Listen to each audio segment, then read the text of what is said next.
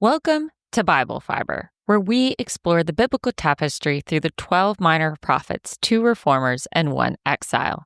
I'm Shelley Neese, president of the Jerusalem Connection, a Christian organization dedicated to sharing the story of Israel's people, both ancient and modern. I'm also the author of the Bible Fiber book, a 52-week study of the 12 minor prophets available on Amazon. This week we are studying Ezekiel 39. The second half of his famous oracle against the mysterious Gog from the land of Magog. Throughout most of the Gog oracle, the emphasis has been on God's direct intervention in defeating the invading armies. Whether it was God knocking the bow and arrows from the archers' hands, or setting fire to Magog and the coastlands, the responsibility fell entirely on God to obliterate the hordes. In the prophecy, the Israelites emerged only once the battle was already over. Their only task was to organize a cleanup operation. They began by collecting all the weaponry left behind by their defeated enemies. Ezekiel noted that they gathered shields, bows, arrows, and war clubs. However, instead of storing the weapons in their armory, they repurposed them for fuel. Gog's captured weaponry would provide them with firewood for 7 years. In other words, with the defeat of Gog and its allies, Israel entered into an era of total peace. Ezekiel gave a new twist on the prophecies of Isaiah and Micah, which stated that in the Messianic age, people would turn their swords into plowshares. The Israelites sensed that this was the last war. Ezekiel also notes the irony. And they will plunder those who plundered them and loot those who looted them, as the hordes had initially invaded Israel, intending to plunder its cities and villages. After Gog's complete destruction, corpses covered the land of Israel. The laws of Deuteronomy dictate that all the dead, even non-Israelites, must be buried. Keeping to the law, Yahweh selected a site for the mass burial of Israel's slain enemies and named it the Valley of Gog. The Israelites were rightfully concerned about the contaminating effects of so many corpses on their covenanted land. Ezekiel said all the people would take part in the burial effort, which would last 7 months.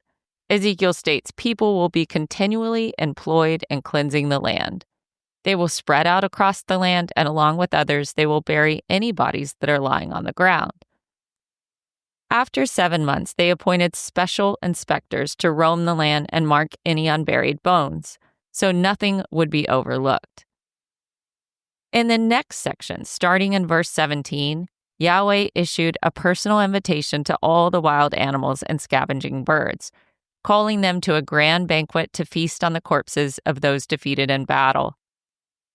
The invitation is out of sequence and would make more sense coming before the mass burial and after the first mention of animals scavenging corpses. Nevertheless, Yahweh invited the creatures and birds to gather at the divine table and partake in a gruesome feast. Gluttonous animals eat the flesh of mighty men and drink the blood of the princes of the earth. This grisly scene brings home the chapter's point that there is no honor in the death of God's adversaries. The Gog oracle repeatedly emphasized that the purposes of Yahweh's victory over Gog was to reestablish Yahweh's glory for both Israel and the nations. The oracle concludes with a broader look at God's complete dealings with Israel, summarizing Ezekiel's entire message thus far. Yahweh declared, "From that day forward, the people of Israel will know that I am the Lord their God." Gog's defeat marks the beginning of a new chapter in Israel's relationship with Yahweh. Through Israel's supernatural rescue, she will reconsider her punishment and Babylonian exile, now recognizing them as consequences of her generational sin and rebellion. She will come to realize that the Lord is truly her God. The nations will understand that God did not allow Israel to be overrun by the Babylonians because of weakness. Rather, he permitted it from a position of strength. His holiness and commitment to the covenant required him to punish Israel for her unfaithfulness. That same holiness now allows him to rescue her during her restoration. Yahweh states, "When I have brought them back from the nations and have gathered them from the countries of their enemies, I will be proved holy through them in the sight of many nations." In this new era, God will display both compassion for his people and zeal for his name. These two aspects are not mutually exclusive. The final restoration of Israel will be permanent and complete. God will pour out his Spirit on Israel just as he had once poured out his wrath. The name Gog does not appear elsewhere in the Hebrew Scriptures. Bible scholars spend their time looking for a historical figure outside the Bible that matches Ezekiel's descriptions of Gog. Phonetically, there is a close derivative to Gog in ancient Near Eastern history. His name is King Gyges, and he was also known as Gugu in the Assyrian records. Gyges ruled the kingdom of Lydia and western Anatolia, or modern-day Turkey, during the 7th century BCE. Since the Hebrew name Gog phonetically resembles the Assyrian Gugu and the Greek Gyges, some scholars suggest that Ezekiel may have used Gyges as a prototype for Gog. However, Gyges was a relatively minor king who lived before Ezekiel's time, so it's hard to imagine that Ezekiel would give so much attention to a barely known distant king of Lydia. Other Bible scholars have proposed that Gog is a cryptic reference to Babylon. Certainly, during Ezekiel's day, Babylon dominated the world stage. As the force responsible for Judah's exile and Jerusalem's destruction, Babylon epitomized opposition to God's people. The description of Gog coming from the far north also is fitting, since Babylon was to the north of Israel. Ezekiel may have used cryptic language for Babylon as a way of shielding himself from punishment. After all, the Babylonians were his overlords at the time, and they would have not taken kindly to a prophet in exile predicting the empire's coming demise. Throughout Christian history, prophecy enthusiasts have equated Gog with whatever modern godless nation came up against the nation of Israel or the Jewish people. This interpretation has varied over time and context. After the sacking of Rome in the 5th century, Augustine claimed the Goths represented Gog. During the Crusades, Peter the Hermit interpreted the rise of Islam and its military campaigns against Christian territories as a fulfillment of biblical prophecies about Gog. Martin Luther believed the Turkish Empire represented Gog due to its menacing nature and its location in Anatolia. During the Cold War, Hal Lindsey popularized the idea that Gog and her allies were actually an alliance of Soviet states, with Russia as the primary aggressor against Israel. In more modern interpretations of the Gog oracle, the prophecy represents a coalition of nations following Iran's orders. This association is less of a stretch since Persia is in Ezekiel's list of aggressor nations. Still, Bible readers should be cautious and avoid studying the Bible with the newspaper in one hand and the prophecies in the other. Given Israel's recent experiences after October 7th, it's tempting to read the Gog oracle with the Jewish state's current 7-front war in mind. I have little to say about the predictions that find modern-day equivalents of Gog. Sadly, Israel has many enemies today and plenty of international bias against the Jewish nation.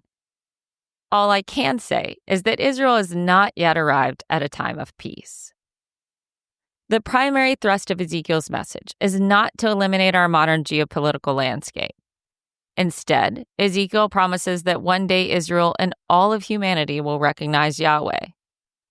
Gog is only important as the tool God uses to reveal himself through Gog's defeat. In Jewish tradition, Ezekiel 38 and 39 describe events expected to be fulfilled by the Messiah. In Christian tradition, Gog is associated with the second coming of Jesus and his final defeat of Satan. The book of Revelation provides a divinely inspired commentary on Ezekiel's Gog oracle. In typical Revelation fashion, John of Patmos reworks the Gog oracle to present a more cosmic drama. In Revelation, Gog is Satan, God's premier enemy. If Gog is Satan, rather than an earthly power, Gog's overthrow is akin to the collapse of all forces against God, which John calls the beast and its armies. Echoing Ezekiel's animal banquet, Revelation describes the aftermath of the Battle of Armageddon, where an angel calls the birds to gather for the great supper of God to eat the flesh of kings, commanders, and mighty men. It's Christ that has victory over the forces of evil. The connection between the Ezekiel banquet and the Revelation banquet lies in their use of a symbolic feast to illustrate divine judgment and victory. Both depict a dramatic scene of destruction for those who oppose God, an inevitable triumph of divine justice. While Ezekiel's prophecy focuses on the historical defeat of specific enemies of Israel, John expands this theme to encompass a universal and final confrontation between good and evil. By doing so, he transforms the oracle into a grander narrative of the end times. Gog represents the ultimate cosmic battle and final judgment, where divine justice prevails on a global scale.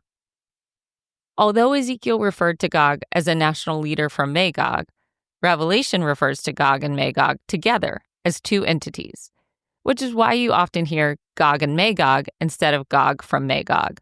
Christians generally follow the Revelation version. Ezekiel listed 7 specific allies who joined Gog. John describes the entire world joining Gog in an attack on Israel, the nations at the 4 corners of the earth. Satan is the acting commander of the attacking army. Satan desires to destroy anything God loves. For Revelation, Gog is the culmination of the cosmic battle between God and Satan. It is the chance for Jesus Christ in his second coming to deliver the final blow to Satan and his partners. Jesus, through his saving works on the cross and his miraculous resurrection, overcame the powers of darkness. The Apostle Paul explained the purpose of Christ's death in this same language. For he has rescued us from the dominion of darkness and brought us into the kingdom of the Son he loves, in whom we have redemption, the forgiveness of sins. John the Apostle also stated it directly. The reason the Son of God appeared was to destroy the devil's work. Jesus did not die on the cross merely to appease God's wrath. That explanation is too transactional. The purpose was so much bigger. His sacrifice was a victory over sin and the evil forces that enslaved humanity. By breaking the power of darkness, Jesus provided a way for humanity to be reconciled to God. Thank you for listening, and please continue to take part in this Bible reading challenge. Next week, we are starting Ezekiel 40 and the prophet's vision of a new temple. For all the biblical references each week, see the show transcript on our blog or by signing up for our emails at thejerusalemconnection.us. Shabbat Shalom and Am Israel Chai.